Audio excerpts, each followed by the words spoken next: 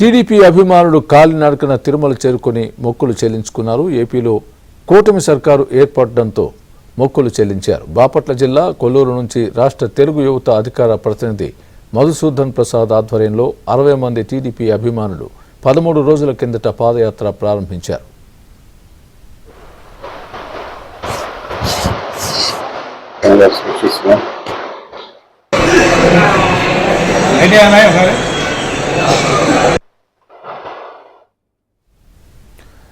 కూటమి అధికారంలోకి వస్తే కాలినడకన తిరుమల చేరుకుంటామని టీడీపీ అభిమానులు స్వామివారికి మొక్కుకున్నారు. ఈ నెల 1వ తేదీన పాదయాత్ర ప్రారంభించిన ప్రసాద్ బృందం ఎట్టకేలకు తిరుమల చేరుకుంది.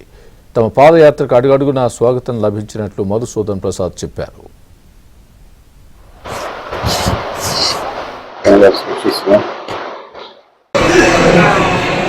ఐడియా